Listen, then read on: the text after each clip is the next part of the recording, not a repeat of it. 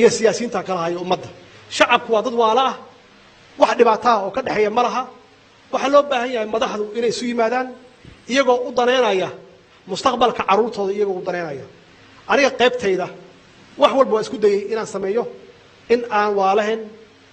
walaalkay Muuse Biixi inaan la xiriiro oo aan la xaalo oo aan la fariisto waxaan isku aragnay aan isku aragnay waxaana dhex galay Prime Minister Ethiopia Abiy Ahmed meel fiican yaan wax isla soo gaarsiinay laakiin ma shaqaynin haddana shirkii hadda ugu dambeeyay aan ku qabanay Djibouti wuxuu ahaa shir anigu aan ka shaqeeyay ahaa shir aniga aan ka shaqeeyay oo aan involve gareeyay oo aan ku qanciyay dawladaha Mareykanka European Unionka Ethiopia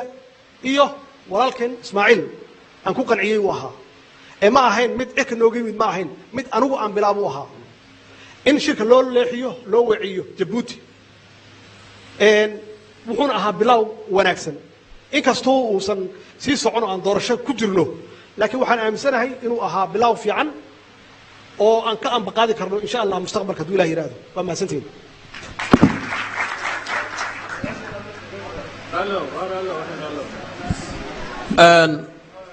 حاجة قذالة ورسمة نكا قعنتك جاكيت بلوغ ها بسم الله الرحمن الرحيم مركو روا سلام يا مدحوينها جمهورية فدرالك الصومالية مدن محمد عبد الله معاذ فرماتو iyo ciidamada amniga sugaya ee Soomaaliyeed qaybahooda kala duwan waa salaamaya magacaaga bulshooyinka hawlkan ka soo qayb gashanaa waa salaamaya magacayga waxa la yiraahdaa Maxamed Cabdi Faarax Looyaan waxaan ka tirsanahay abwaanada qaranka Soomaaliyeed waxaan weydiinayaa madaxweynaha xaaladdu inta yahay qof iyo cod aniga waxaan ahaa dadkii ka mid ahaa ee taageersanaa waayo dhalinyaro aan ahay bahashii haddii loo weeciyay doorasho dadban dad badan oo aniga aan ka mid ahay oo ka mid ah bahda fanka ama wariyayaasha Soomaaliyeed oo aan isku bahnahay sanadka dadka ku tala jira doorashada in qof iyo cod noqoto sanadkana ay ka qayb galaan qoliyaha sharaxaya ayaan ku tala jirnay waayo bulshadu wayna taqaanaa abwaaniinta Soomaaliyeedna inta badan waxay ka shaqeeyaan wadaniyada iyo horumarka iyo dawladnimada maadaama aanu arintaa ku fakaraynay bahasha haday noqotay doorasho dadban mudana madaxweyne maxaa kaaga qorshaysan bahda fanka annagu waxaan codsanaynaa haddaan bahda fanka nahay sida haweenka Soomaaliyeed ay qoondada loogu qoondeeyay in bahda fanka ay qoonda helaan waayo door bay leeyihiin marka intaas su'aashaas ayaan weydiin lahaa madaxweynaha waa mahadsantahay xaqiya jooga marka gabadha dharka cas wadata السلام عليكم والسلام يا مدحوينها جمهورية الصومالية مدن محمد عبد الله فرماجو مقعي وحفصة محمد حسين كويلي مقعة حفصة محمد حسين بالدها حفصة محمد حسين مدحوينها waxaan weydiinayaa madaxweyne xiligi doorashadii abaabulkeeda ahayd waxaad xoog saaraysay inay helaan qoondada haweenka inta loogu talagalay fiiladan aan joognay quruxda badan aad maamusho fiila Soomaaliya ma jiro hal gabar oo agaasimo ka ah ama maamusha waxa dhinacyada taagan oo fiilada dhan jooga waa rag hadii aad lacala soo noqotid maxaad kaaga qorshaysan gabdhaha misaanay wiilasha u joogayaan oo gabdhaha banaanka la geenaya maxay tahay cadaawada adiga gabdhaha ka dhaxaysa madaxweyne waa maasantahay ninkii mikrafoonka gabdhaha yaro roonaanaya gabadha kale iyana حجابك عصبتها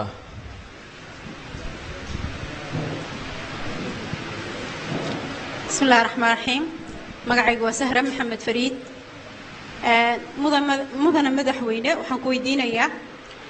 قبل كصال يسناجي عين وحي كتير سنين ودن كصوماليا international community وحي كقرن يهين إن يهين disputed area أو إسكو هايستان لبا قبل أنا ما قرنا يا دولة دنا ما وحي آمن سنتين إنه disputed هديهين وملا يسكو هايستان لبا الدولة دود وحي يسكو هايستان ولا بقبل أو ودن كيئة marka see loogu aqoonsan yahay inay yihiin disputed area su-aasha meesha ku jirta oo ah dadkaas doorashadoodii systemka ay hawshoodu u qaybsan tahay waa system aan la yaabanahay si xuquuqdoodii waxaa la raaciyey Somaliland haddana doorashadoodii iyo siyaasiyiintoodii waxaa la raaciyey Puntland marka say isu qaban kartaa maxay u noqon waayeen sida dadka Somaliland halkan loogu dooranayo ama meel kale ama maadaama Puntland leedahay laba magaalo ay leedahay way ay u weygeelan waayeen reer Sool iyo Sanaag ay meel iyaga lagu soo doorto assalaamu calaykum safkan hore ninkaadiga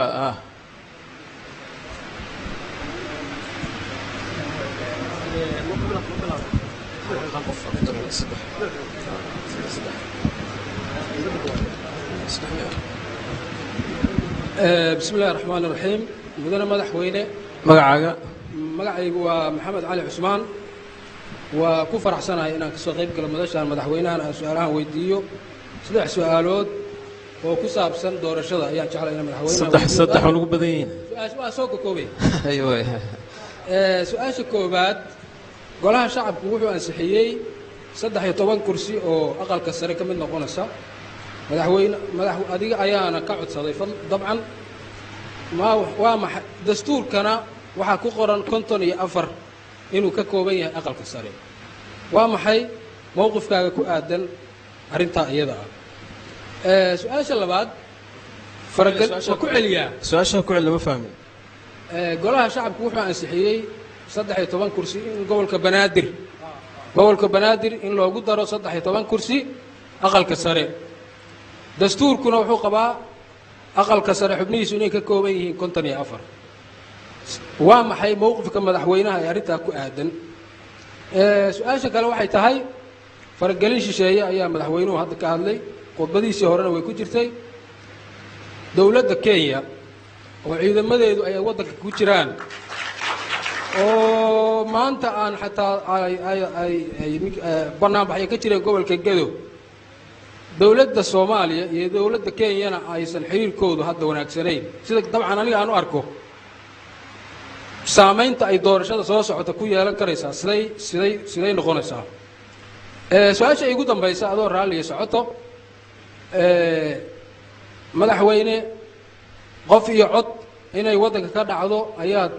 u soo ololeysay way dhici weyday qof iyo doorasho dadban ayaa lagu noqday doorashada soo socota anigoo dabcan guul ku rajaynaya haddii aad lumiso marka la gaaro 2024 ama 25 haddii ay qof iyo cod noqoto doorashadu ma u soo tartamaysaa adoo maanta waayahay saddexdaasaan ka jawaabana insha allah madaxweynahan sinaa محمد عبد فارح بسم الله الرحمن الرحيم محمد عبد فارح wuxuu yiri dhalinyaraan ahay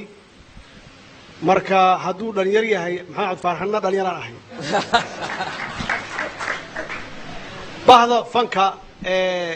qaybta ama doorka ku leeyihiin doorashada ma aha kaliya cod waxa weeye dadka inay maxaan ku yiraahdaa wacyi geliyaan oo suugaan wadaniyad badan ku jirto iyo dal jacayl iyo in musuqmaasuqa oo wanaagsaneyn dawlad wanaag intaas oo dhan waxaa la rabaa inay heeso iyo geeraaro iyo gabayo ka tiriyaan marka doorkiina waa kaas horta xafsa qoondada haweenka gabdhaha villa Soomaaliya waa su'aal wanaagsan xafsa waxaan ku sheegayaa waxaa ka noqotay halkan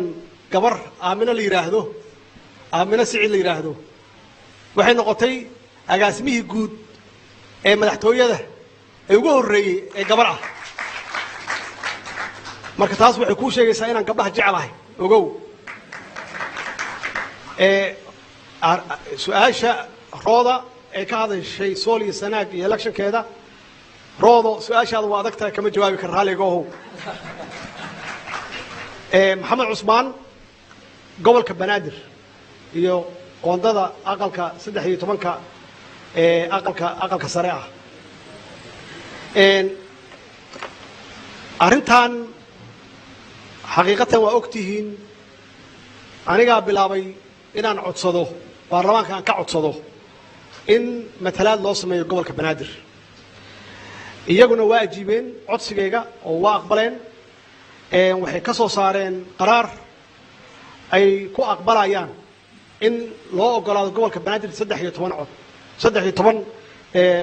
xubin oo aqalka sare in loo ogolaado arrintaasi waa laba qaybood qayb sharciyad iyo dastuur ah iyo qayb siyaasadeed qaybta siyaasadeed waa dhamaatay oo waxa ugu dambeysay 2 usbuuc ka hor yaa waxaan isugu yeeray xafiiska isugu yeeray gobolka banaadir gudoomiyaha gobolka banaadir gudoonka labada aqalka sare cabdi xaashi iyo golaha shacabka gudoomiyaha maxamed mursal oo u sheegay in ay soo dhaaftay hawshan siyaasad ay soo dhaaftay oo baarlamaankuna ay aqbaleen siyaasad ahaana la isku raacay marka wixii markaan ka dambeeya inay galaan farsamo siday u waafajin lahayn dastuurka marka su'aashaas iyaga weydii iyaga ku maqan tahay arrinta dowladda Kenya doorashadan ma ku yeelan doontaa saameyn waa su'aal da'weyn waqtigeeda sugayna insha Allah ama santiin aad u mahadsan yahay madaxweyne maxamed cabdullaahi markaan waxaan isku dayay inaan su'aalaha dadka naga maqanay banaanka jooga ee daawanaya inaan mid ka mid ah soo qaado madaxweynaha weydiiyo waxa aan soo qaadayaa Dictoressa Caaliya Mursal oo joogta dalka Jarmalka waxay leedahay madaxweynaha khudbadiisii hore waxa ku jiray erayo ay ka mid ahaayeen waxaan doonayaa inaan isku hayo dalka muxuu la jeedaa ma inta doorashada ka dhiman baa ma kadib baa inaan dalka isku hayso muxuu la jeedaa way leedahay Jarmalka joogtaa su'aashaasaan jeclaan u soo dhax darashada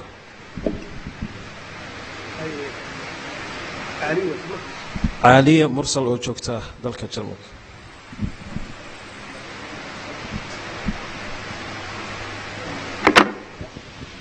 waa su'aal wanaagsan Caaliya madaxweynuhu shaqadiisa loo dhaariyay hawsha iyo shaqada loo dhaariyay madaxweynuhu waxa ugu horeysa inuu ilaaliyo midnimada Soomaaliya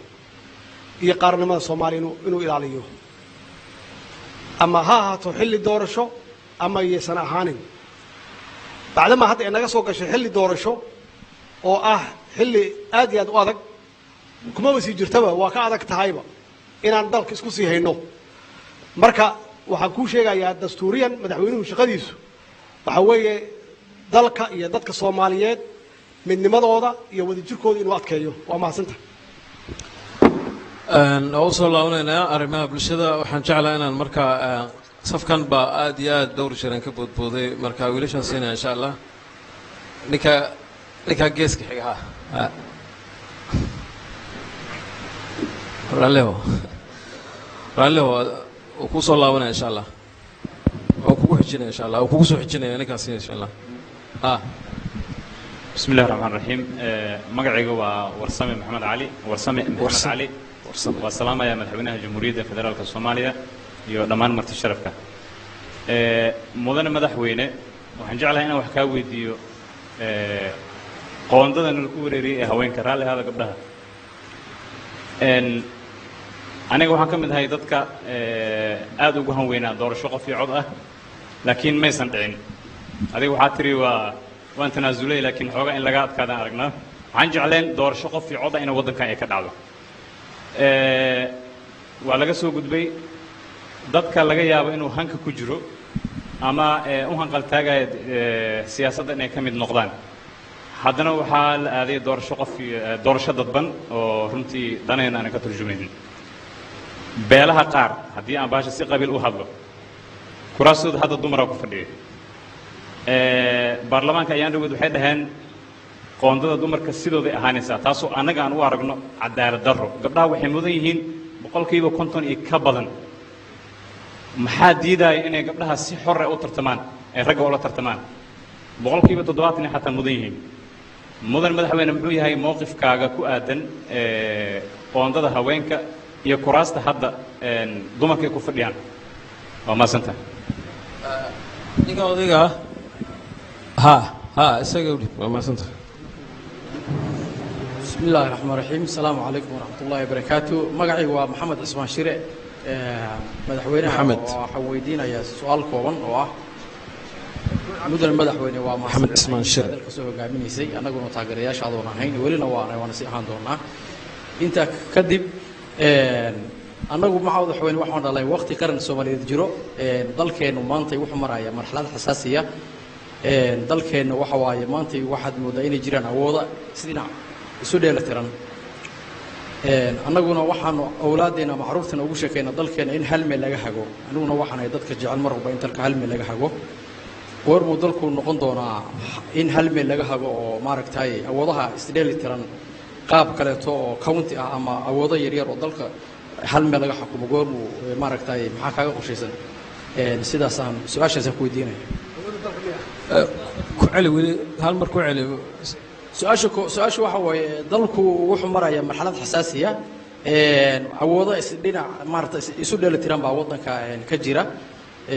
adiguna adigu sarreyso aad tahay maaragtay meynka ugu sarreeyey marka su-aashu dulucdeedu waxa weeye maxaa kaaga qorshaysan dalka in hal meel laga wada xukumo oo mustaqbalka soo socda adigu maaragtay maxaa kaaga qorshaysan koobanta su-aasha waaya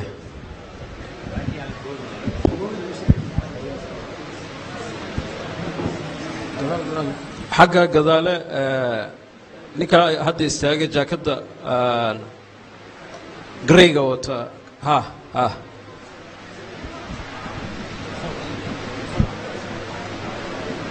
adigoo ku bilaabaya magacaaga asalaamu calaykum waraxmat ullahi wabarakaatu codkaaga ulu yaraya mikrofoon kor u qaad asalaamu calaykum waraxmat ullahi wabarakaatu magacaygu waxa weeye doctor cabdijabbaar dhegjar cabdijabbaar waxaan ahay wiil reer Soomaaliland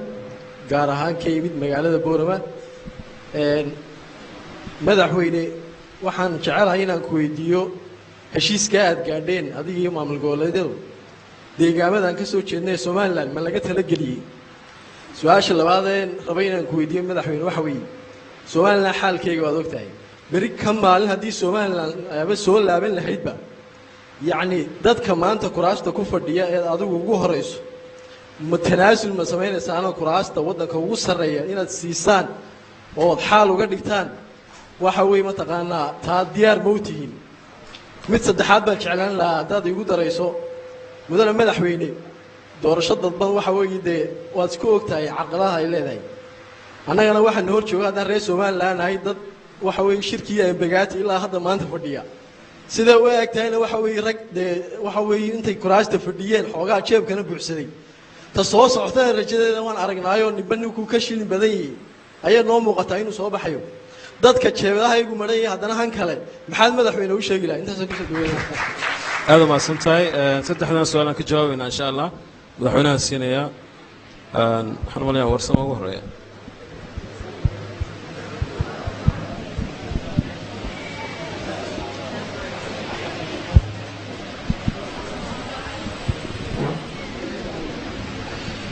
بسم الله الرحمن الرحيم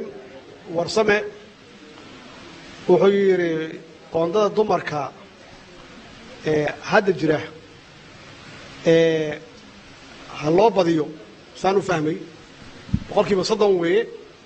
ولا بقول كي كنت هلا قدي لكن ترتر هلا قليو بقول يصدق ما هذا وبقول كي لواتني يو أفر بقول يو لواتني أفر تاس كما إيمان بريو وحكي مادين دورش حكي مادين هدي إلهي أبدينا إن شاء الله وحن رجينا إن أنت كبتان أدو لا يرادو لكن وحوي بقولك بصدن وتارجت وين مركا هذا تارجت كاس مجارين لكن وحن رجينا أدو لا يرادو ثم مركا قندضوضة inay gaarto boqolkiiba 30 iyo in ka badan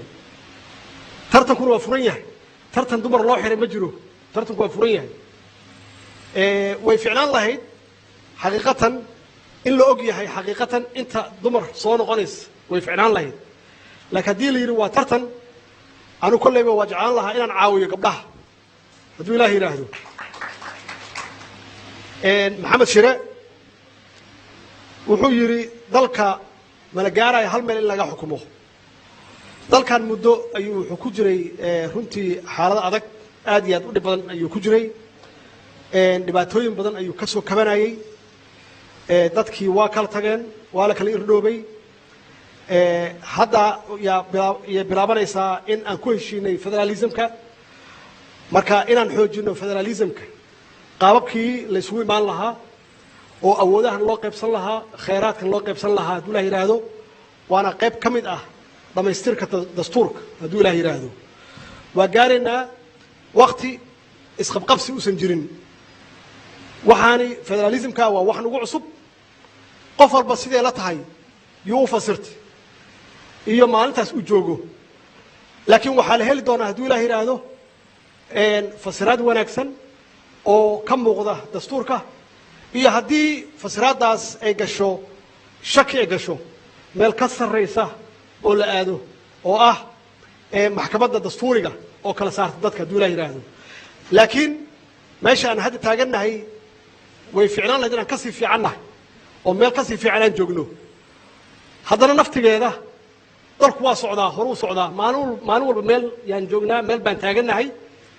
waana horena waa u socon doona hadduu ilaah yidhaahdo arrinta cabdijaabir uu yidhi maxamed shire waa sheegay cabdijaabir arrinta ah wada hadalka soomaaliya somalilan yuu ku soo celiyey iyo doorkay ku lahaan karto doorashadan su-aashaasi kolleyba dee uma baahna fasiraad uma baahna su-aashaas jawaab uma baahna laakiin waxaan kaaga jawaabayaa tan gaarka ah oo aad tiri wada hadalka iyo wada jirka iyo midnimada soomaaliyeed kursigaaga ma ku bedelan lahayd haa waa ku bedelan lahaa xaqiiqatanna horaan usoo jeediyeyba wax cusub ma aha hore yaan usoo jeediyey haddana diyaar yaan la ah hadduu ilaah yidhaahdo waa mahadsanta waa yahay gabdhaha wax ka siinayaa maryan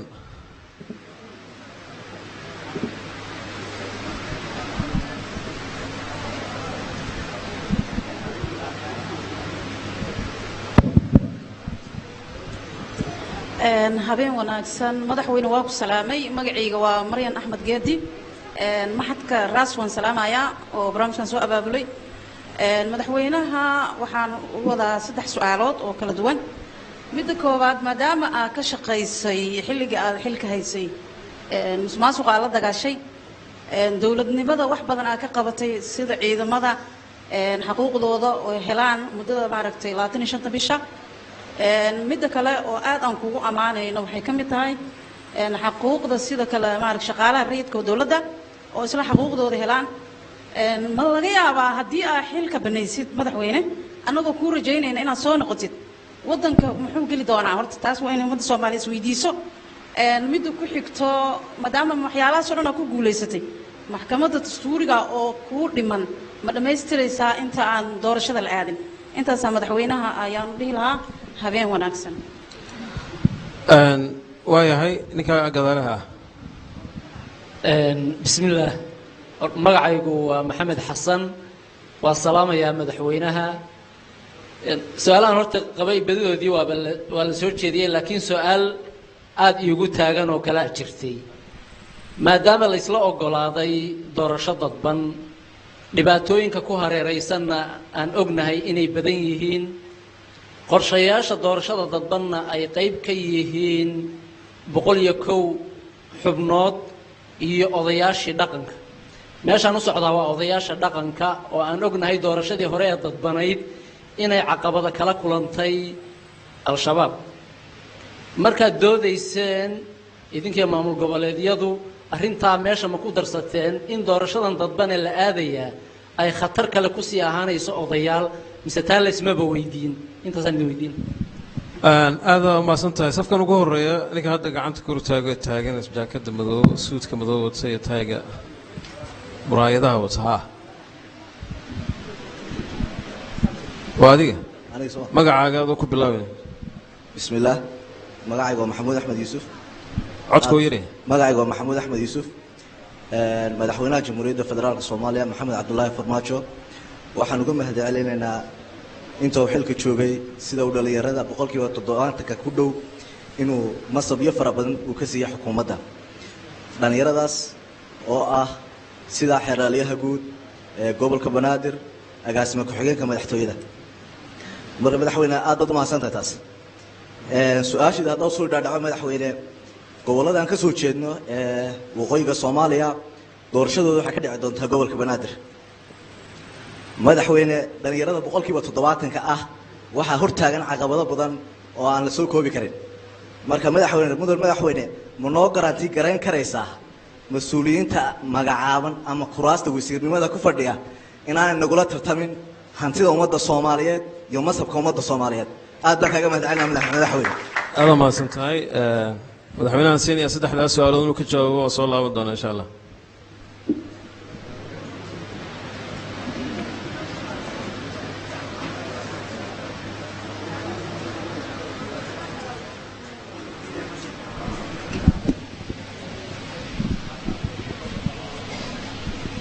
بسم الله الرحمن الرحيم مريم waxay tiri waqtiga hadda haray ma laga gaarsiin karaa in maxkamadda dastuuriga la magacaabo qorshaha waa noogu jirtay waxaa haray hadda waa 3 bilood haddii labada aqal golaha shacabka iyo aqalka sare ay arrintan xoog saaraan waxaan aaminsanahay golaha wasiiradu way ka dhamaan kartaa marka waxay ku xiran tahay commitmentiga iyo dadaalka labada gole ayay ku xiran tahay marka insha Allah qorshuhu wuu ahaa oo weliba gudoomiyaha aqalka sare way ku jirtay qorshihii maxaan ku yiraahdaa kalfadhigan uu ka soo jeediyey baarlamaanka way ku jirtay marka waxaan rajaynaynaa inay ka dhameeyaan laakiin qorshuhu waa ku jira arrinta see loo kala maareynaya doorashada dadban iyo shabaab waa xaqiiqo weeye shabaab dee bulshaday ka tirsan yihiin oo meel walba isaga dhex jiraan sababta aan ugu darnay ururada bulshada yaa qayb ka ah iyada naftigeeda vettingka sameynaya waana ka dadaalaynaa insha Allah waana ku dadaalaynaa in dadka ergooyinka ka midka ah ay noqdaan dad bulshadu ay taqaano ayna ku taqaano inay yihiin dad hufan oo Soomaalnimadoodu ay fiican tahay oo aanan xiriir la lahayn sharwadayaasha maxamuud axmed yuusuf doorashada gobolada waqooyi ee ka dhacaya magaalada muqdisho maxamuud doorashadu waa furan tahay doorashada sideedaba waa nasiib iyo dadaal iyo farsamo marka intaas haddaad la timaado waxaa laga yaabaa inaad xildhibaan soo noqoto hadduu ilaah yidhaahdo waa mahadsantahay aad mahadsan yahay mudane madaxweyne maxamed cabdullaahi markaana waxaan u laabanayaa xagga dadka internetka naga daawanaya adduunka nagala socdo su-aalahayna weydiinayaan mid ka mid aan soo qaadi doonaa insha allah su-aasha ugu horeysa waxaan ka soo qaadayaa cabdirasaaq xaashi geedi oo jooga magaalada london waxa uu yidhi madaxweynaha waxaan weydiinayaa odayaasha la yidhi waxay soo xulayaan ergada 101 ka kooban doorashada ma waxay ka imaanayaan 335 oday miyay ka imaanayaan hore u jirtay xilligii dowladdii hore mise hab kalaa lagu soo soocaya ayuu leeyahay su-aashaas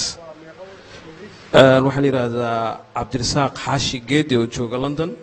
odayaalkii la yidhi waxay soo xulayaan ergada 101 doorashada codbixinta baarlamaanka bixin doona ma waxay ka imaanayaan odayadii hore 135 ka ahaa mise waa kuwo cusub oo la xuli doona iyaga macnaha ergadana ma la xulayaa odayaalkana ma la xulayaa su-aashan waxaan jeclahay madaxweynaha inuu ka jawaabo dabadeedna waan isin doonaa insha allah jawaabta cabdirasaaq waxa weeye ergada xulitaankeedu sidaan sheegnay heshiiskan ku gaarnay waxaa qayb ka ah odayaasha dhaqanka guud ahaan iyo civil society-ga iyo maxaa la yidhaahdaa dowlad goboleedka oo hadhow diiwaangelin doona ama qayb ka ah 135taas oday khasbiyan waxaa laga yaabaa qaarkood inay waa hor dhinteen waxaa laga yaabaa aysan hadda ku jirin meesha waxaa laga yaabaa inay si kale u xanuunsayin ama aysan joogin ayaa laga yaabaa laakiin waxaan sheegi karaa aniga oo keliya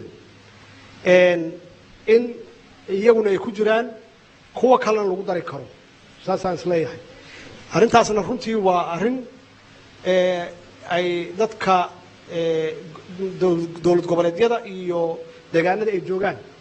ay leeyihiin go-aankeeda aad umahadsan tahay waxaan ku soo celinayaa su-aalihii annagoo soo gabagabaynaa insha allah ninka xagga koofiyadda ruuxaya waxaan leenahay wejigiis garanaya yuusuf waa dhallinyarada isboortiga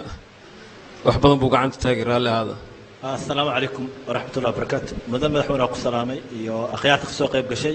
waxaan ku weydiinayaa laba su'aalood oo muhiim ah maadaama shacabka Soomaaliyeed ay rabeen doorasho cod iyo qof in la qabto oo aad dadaashay ay ku garabsiin waayeen inay banaanka u soo baxaan ay muujiyaan shucuurtooda inay rabaan doorasho cod iyo qof wali fursad ay jirto dadka wax dooranaya wali waa shacab waxaan jeclaan lahaa dadkaas in la dhiirigeliyo oo musuqmaasuqa sidii looga dareeri lahaa ma laga yaabaa inaad samaysid road map oo 2024 dowladda dhalan doonto ee kaga shaqeyso doorasho cod waddanka in la gaarsiiyo oo isbaarada oo maamulada waddanka ku haya looga gudbo oo isa dhicin madaxweynaha hadda soo laabtay dadka madaxweyne kale imaado aysan mar labaad ee u hor istaagin in hadda road map la soo sameeyo oo guddiga doorashooyinka xalimeeray inay sii shaqeeyaan oo 2024 dadka u diyaar garooba in doorasho cod qof la gaaro su'aasha labaad ku weydiinayo waxa waaye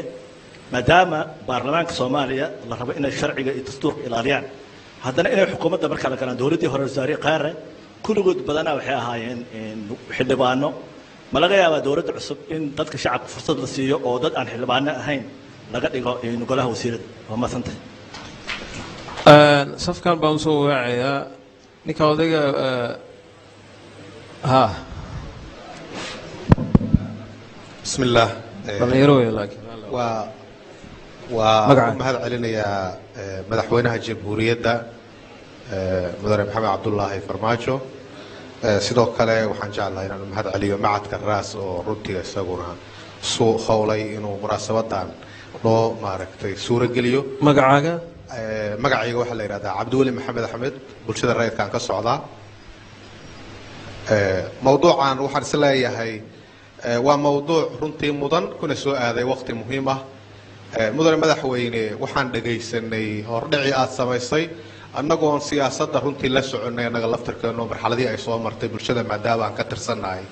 runtii waxaan rabaa inaan horta waa kugu ammaanayaa inaad tahay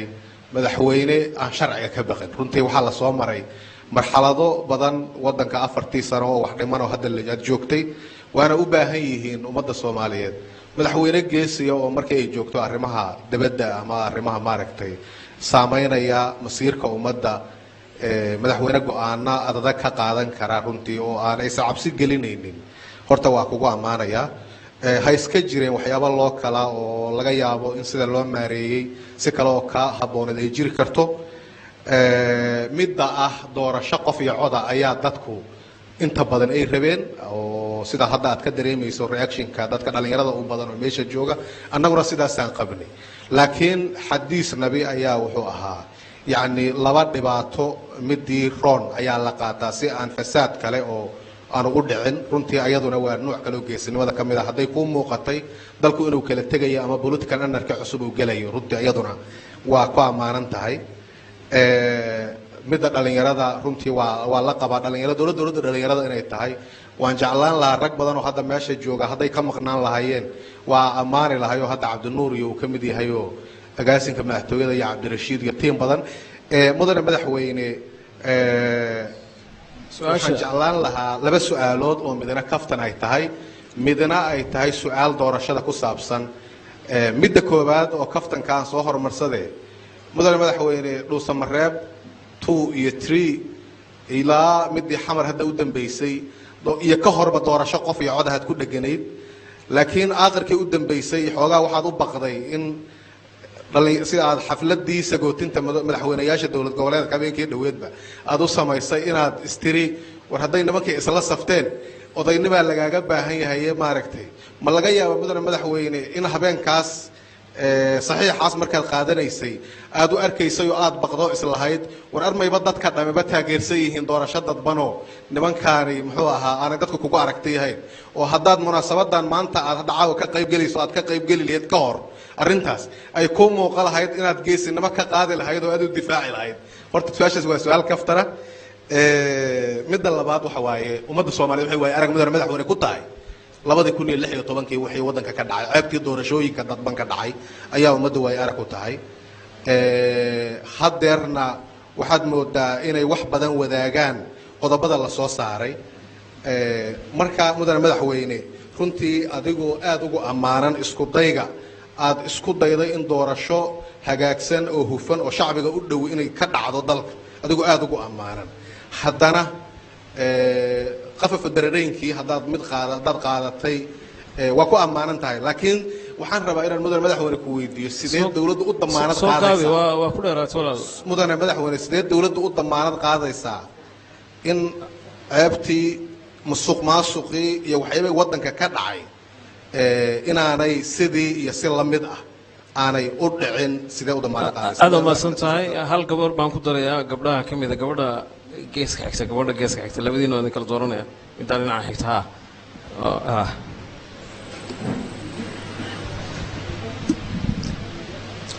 magacaaga adoo ku bilaabaya بسم الله الرحمن الرحيم magacaygu waa hoodo ismaaciil qalbi waxaan ka yimid somaliland gaar ahaan hargeysa madaxweyne farmaajo aad baan u salaamayaa su-aashan weydiinayaa waxay tahay mudane madaxweyne tan iyo markii aad kursiga ugu sarreeya ee madaxtinimada ee dalka qabsatay ilaa imika oo waddanku doorasho gelayo mar kasta waxaad ku celcelisaa somaliland inaydaan kala maarmaynin idinkuna aydaan ka maarmin waddankuna aanu kala go-aynin 4 sano oo aad xafiiska joogtay somaliland wax wada hadal lama gelin sanadkii aynu imika ku jirnay 2020 bishii 6aad baad Djibouti ku kulanteen somaliland iyo Soomaaliya go'aamaha ka soo baxay ah in shirka 15 cisho kadib guddi la saaro somaliland iyo Soomaaliya dib u Djibouti uga furmo 3 jeer uu shirkaasi dhankiina ka baaqday anigu waxaan ka mid ahaa qolooyinkii warbaahinta ee goobjoog oo ahaa maxaa baaqiyay soo lama oran karo wada hadal iyo somaliland inaad wada hadashaan diyaar uma tiidin inaad markaa wada hadalku furmana doorashadun baad ku gelayso waxaad islahayd un ka dhabe go'aamadaadii aad u maasantahay waa rooda Soomaaliya hooda weey marka madaxweynaha siinaya saddexdaas su'aal inuu ka jawaabo insha Allah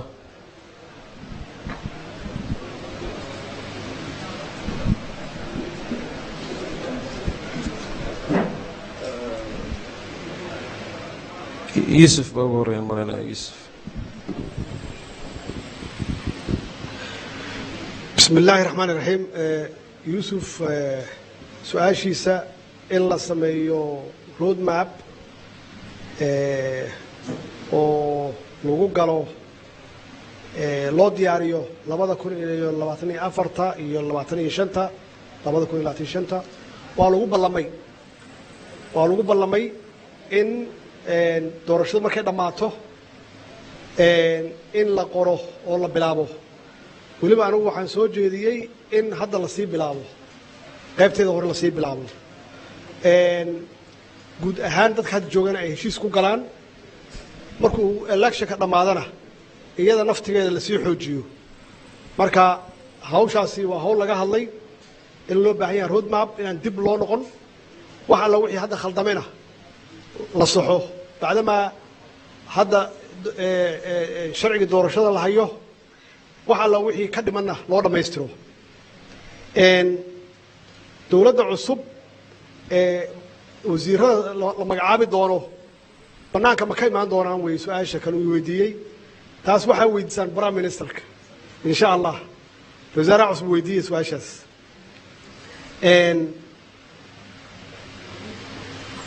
cabdirasaaq cabdiweli bulshada rayidka ka socda ma la damaanad qaadi karaa in musuq maasuq laga fogeeyo electionkan horaa loo yiri soomaali musuqmaasuq waa meheradeeda marka waxaa laga rabaa abwaanada iyo dadka culummadu inay dadka ka wacyigeliyaan in musuqmaasuq uu xun yahay laaluushka uu xun yahay si looga fogaado laakiin waa inaan helno mekanism walba oo lagu yareyn karo ama lagu tirtiri karo musuqmaasuqa hadduu ilaah yidhaahdo hooda horta aadaan ugu faraxsanahay caawa reer somaliland inay meesha ku badan yihiin waxay la tahay dadkii waa isdhex galay marka hadda kuwo badan waa sugaynaa inay yimaadaan insha allah waa mahadsan tahay hooda su-aasha ay weydiisay waa su-aal wanaagsan annaga miyaa ka mas-uulah in la baajiyo kulamadii aan u ballannay waxaan oran karaa labada dhinacba annaga qaybteenna waa qirayaa waa ka gaabinay sababtaan uga gaabinana waxaan galnay election iyo buuq kalaan galnay siyaasadeed marka taasaa qayb ka ah inaan ka gaabinno laakiin mid ogaada hawshaan hadda ma bilaaban waxay bilaabatay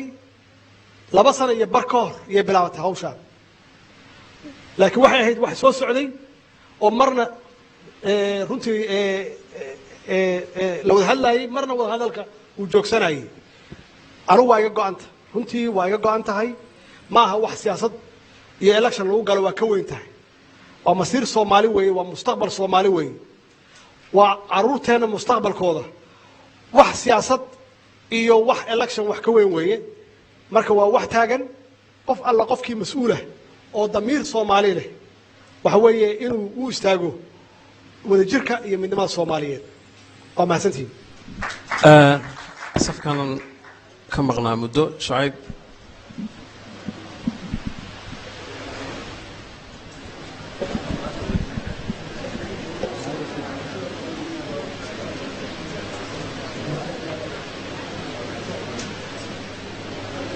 بسم الله مدلعك محمد تهليل على إلها وعن كسر أوبح عاصمة وأرد اليرد الصومالية ده كشقيد أرمان اليرد يدبو رزق وطنك سؤال شيء واحد حيرت الدور الشذا 2016 وحن هولودنا ده وحن كم ده جدي خلافات كحلنت خلافات كدور الشذا واحد عادي إن كراس بدن أي برلمان صوب بين وقيف كم ده برلمان ultimate lagu dhagalawaatana koo inay ahaayeen oo maleena sashar daraaq soo baxay kadibna laga foqol yiri baarlamaankiina hore ka galay dikaaradii loo sameeyay mudane madaxweyne hadii ay dhacdo in sidaas oo kale ay dhacdo doorashadan soo socota maadaama ay u qaab eg tahay maxaa kaaga qorshaysan in dadka noocaas oo qofka ku soo baxay looga hortagi karo waxaan rabaa inaan raacsado qodob kale madaxweyne ballanta ayada ay soo xasuuso ballan sloogadeen miya ballantaas waa banaankan u malaynayaa waxaan siinayaa gabadhaas ninkaa gabadha siinaya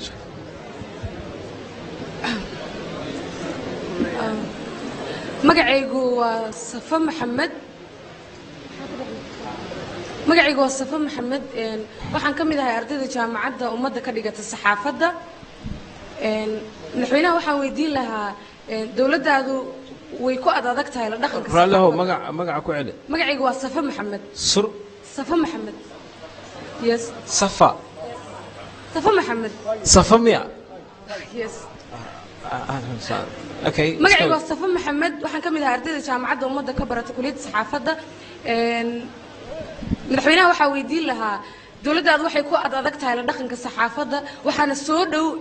doorashadii oo fooda nagu soo haysa maxay tahay qorshaha u degsan ee lagala dhaqmi rabo saxafiyiinta waa mahadsan tahay halka oday muraayadaha wata aad buu maaragtay dhaarna way ku jirtaa malaynaya inaan siiyo ku qasbanahay waa kaftumaya بسم الله بسم الله marka koowaad waxaan salaamayaa madaxweynaha jamhuuriyadda mudane maxamed cabdullaahi farmaajo sida tanaasulka leh iyo maslaxadda Soomaaliyeed oo isku haayo waxaan rabaa su'aasheeda inaan weydiiyo 3 sano iyo barkaad la soo dhaafay xukuumadda wax shaqaale ah oo cusub lama qoran barnaamijka sanad walbana Soomaaliya iyo guud ahaan dhalinyaro badan ka soo baxo oo jaamacadaha ay soo saaraan marka maxay tahay qorshaha xukuumadda dhowrka bil harsan shaqa abuurka dhalinyarada oo ah in beeralka dawladda ay galaan dawladda qorsheedu yahay su'aasha labaad aan xijinayo waxay tahay madaxweynaha la hadda laga maqlay horta saakay baarlamaanka ayaa ansixiyay doorashadii qofka ugu horreeyay inaan naqdaan raba weydiyo ah madaxweyne horta musharax ma tahay markuu maadaama dalka doorasho uu galay oo doorasho uu aaday mar la ansixiyay magaceyguna waxa waa Fahad Ali Xasan Fahad miya فهد علي حسن فهد ما سنتهي مدحوينها سينيا سؤالها نكو جواب برنامج سوق قبقوينا إن شاء الله وقتي نقول هذا وقت عليك هذا المركا لبدا سؤالات إن شاء الله وأصدحها تحليل وبحا عاصمة أي أبو هرية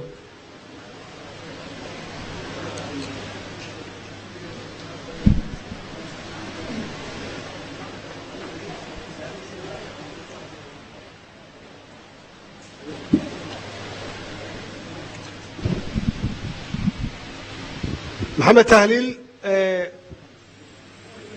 ubaxa caasimadda runtii waa dhalinyarada isxilqaantay oo bilicda magaalada iyo quruxda magaalada maalin iyo habeenba u soo jeeda oo runtii ka shaqeeya marka fadlan labada gacmood isugu geeya ninkaas shaqadiisa iyo ururkiisa shaqadaad qabato aad iyo aad ayaan runtii kaaga mahad celinaynaa oo volunteerka ah oo aad magaalada ku qurxiso waxaan rajaynayaa dhalinyarada kale inay kugu dayato hadduu ilaah yidhaahdo su-aasha uu i weydiiyey waa su-aal saxa weeye doorasho walbaba waxbaa ka soo baxa wax la yidhaahdo perfect ma jirto khaldaad waa imaan karaan insha allah waxaan rajaynaynaa wixii khalad muuqda inaan qabanno oo aan meeshii lagu sixi karo aan ku saxno hadduu ilaah yidhaahdo laakiin election walba iyo doorasho walbaba waxbaa ka soo noqda oo wax iska normal ah ama ha ahaato Africa ama wadamada hore u maray ha ahaadaan safa waxay tiri annagu inaan u darannahay saxaafadda arintaas waa dacaydna laga faafiyey adeer marka xaqiiq saxa maaha waxaan aaminsanahay dawladdan inay aad uga shaqaysay wada shaqaynta tooska ah iyo maxaan ku raahdaa wada shaqaynta suxufiyiinta waa dhab weeye dee dad waxaa jira suxufiyiin u eg laakiin aanan ahayn suxufi waxaa laga yaabaa inaysan aqoonteeda lahayn iyo khibraddeedii khaldaad badan oo aanan caadi ahayn ay iska galayaan ama waxaa laga yaabaa qaarba inay meelo kale ku xiran yihiin ay shabaab ka mid tahay oo ay shaqo ku jiraan oo ay ka shaqaynayaan sidii ay dhibaato iyo khalkhal u abuuri lahaayeen laakiin waxaan kuu sheegayaa inaan ku dadaalno wax walba oo awooddeenna ah soo dhawayntooda iyo wada shaqayntooda bahda saxaafadda taas daliil waxa u ah inaan saxiixay baarlamaanku uu ansixiyey sharciga ugu horreeyey oo saxaafadda oo siinaya xuquuq la taaban karo suxufiyiinta iyo idaacadaha guud ahaan arrinta uu Fahad weydiiyey arrinta shaqaalaha waxay ku xiran tahay dakhliga dawladda soo gala iyo miisaaniyaddeeda ku xiranta haddii miisaaniyadda dawladdu ay kor u kacdo khasbiyan waa inaan kordhino shaqaalaha dawladda u shaqeeya annagoo fiirinayna khibradahooda iyo criteria ay ku soo galayaan hadduu ilaah yidhaahdo su-aasha yaab kale oo aad weydiisay oo aan naga leexan karin jawaabteeda markay munaasabtaan kuu sheegi doonaa insha allah hadduu ilaah yidhaahdo aad waa mahadsantihiin annagoo gabagabadii joogna oo wakhtigii uu naga dhammaaday waxaan ka cudur daaranaynaa inaan su-aalaha intaa ku ekeenin idinkoo raalli ah wakhtiga aad iyo aad u dheeraaday insha allah madaxweynaha ayaan ku celin doonaa barnaamijkan waxaa idiin soo diyaariyey hay-adda raas ee cilmi baarista ah oo hay-ad soomaaliya oo ka dhisan waddanka gudihiisa waxaana marti maanta inoogu ahaa madaxweynaha dowladda federaalka soomaaliya maxamed cabdulaahi farmaajo oo naga aqbalay iyo idinkoo marti noo ah ugu dambeyntii waxaan ku wareejinayaa madaxweynaha inoo soo xiri doona iyo su-aasha ugu dambaysa oo ah dad badan waxa ay aaminsan yihiin intii uu xilka qabtay inaanan soo fadhiisan meel fagaaro oo noocyadan oo kaleeto aan aada u badnayn ma laga yaabo inuu sii kordhiyo inuu dadka la hadlo fagaarooyinka noocan oo kale soo fadhiisto iyo raas mar kale iyo ugu dambeyntii waxa uu ku dari lahaa doorashada qaabkay u socoto dadka Soomaalida wixii uu ku tagay waa mahadsantahay cabdirasaaq aad baan runtii kaga mahadcelinayaa soo dhaweynta iyo raas macadka raas institute hawshaan aad qabateen oo wacyigelinta ama inaan isweydiino wixii xaaladaha jira guud ahaan dalka khaasatan arrimaha doorashooyinka su-aal yaan rabaa lagu celceliyey inaan hal mar ku noqdo oo ah arrimaha tanaasulka tanaasulku waa wax wanaagsan laakiin dhaqankeena Soomaaliga ma laha waa compromise waxa weeye qofku markuu tanaasulo waxa loo akhriyaa in laga adkaaday ma aha in laga adkaado qofka hadduu walaalkiis u daayo isla waa loo deenayaa markiis hadduu macnaha markay timaado oo runtii tanaasulka aniga aan sameeyey hadda ay qayb ka tahay sida aniga aan sheegay inuusan shisheeyna soo dhexgelin habeen dhaweydna waa yara taabtay haddana waxaan rabaa inaan ku celiyo dhibaatooyinka dalkan soo maray intooda badan waxay ka timid tanaasul la'aan maxaa yeelay laba hogaamiye wax isku qabsanaya intay ka heshiin kareen ama compromise ay ka geli kareen nin walba ninka kale wuxuu rabaa inuu xariga ku gooyo markaasna khasab waxaa imaanaysa in la soo dhex galo Soomaali runtii way ka daashay in la soo dhex galo ama meelo looga yeero oo loo kala garqaado wax wanaagsan ma ah muddo dheer ayaan ku soo jirnay hadda waxaan rabnaa marka in aan ka bislaan arrintaas oo aan majuur ka noqonno oo annagu aan raadinan dhexdeenna inaan isxalinno oo aan xal helno xalkaasna kow waxa ka ah tanaasul culaysada Soomaaliya haysta culaysada sahlan ma aha muddooyinkii la soo dhaafay 30 sano aan ilaahdee waxyaabihii nagu dhacaayay ma ahayn wax annaga dhexdeena kaliya ma ahayn waxay ahayd wax nolola kacaayay oo qorshaysan laakiin annaga isu muuqana dhexdeena isu muuqana hadda arrinta Somaliland iyo annaga waa dhexdeena waa ka xalin karnaa waa wada fursan karnaa laakiin de waa loo baahan yahay mararkaas kale in dibadda loo baxo oo dawlado kale ay galaan Suudaan dhibaatada haysata hadda laba isbuuc ka bacdi South Sudan yaa dhexgalaysa oo heshiisiinaysa waa wadan xoog leh oo stable ahaa xasilooni siyaasadeed haystay muddo dheer oo dagaalo badan soo maray oo ka guuleystay cunaqabateyn badan oo lagu hayay muddo 25 sano ka badan hadda dhexdooda waxaa ku jira South Sudan oo heshiisiinaysa annaga marka ma doonayno in hawlaheena ay dad kale soo galaan annagoo xalisan karnaa annagoo og Soomaaliya inay meeshan taalo inaysan ahayn wax accident ah wax kama ah inaysan ahayn ay tahay wax qayb designed ah oo la design gareeyay oo xaqiiqo ah waxaan idinka siinayaa tusaalooyin dawlado waxaa jira annaga sida aan nahay ku faa'iida yaa jira waxaa jira NGO-yo ku faa'iida annagu inaan dhibka ku jirno dawladahaasi waxay nooga faa'iidaan dhan dhaqaale waxay nooga faa'iidaan dhan siyaasad waxay nooga faa'iidaan dhan security iyo ciidan iyo nooga faa'iidaan dhanka dhaqaalaha Soomaaliya dhaqaalo badan ku baxa dhaqaalahaas wuxuu soo maraa dawladahaas qaarkood iyo soo maraa lacagahaas faraha badan intooda badan waxay ku hakadaan dawladahaas iyo ku hakadaan caasimadahooda waxay u abuurtaa shaqo abuur dadka u shaqeeya hay'adahaas hoteelada degan yihiin guryaha degan yihiin makhaayadaha wax ka cunaan dhaqaalahaas wadamadaas ay joogaan yay kabaan haddii marka Soomaaliya arrinteeda ay xalismato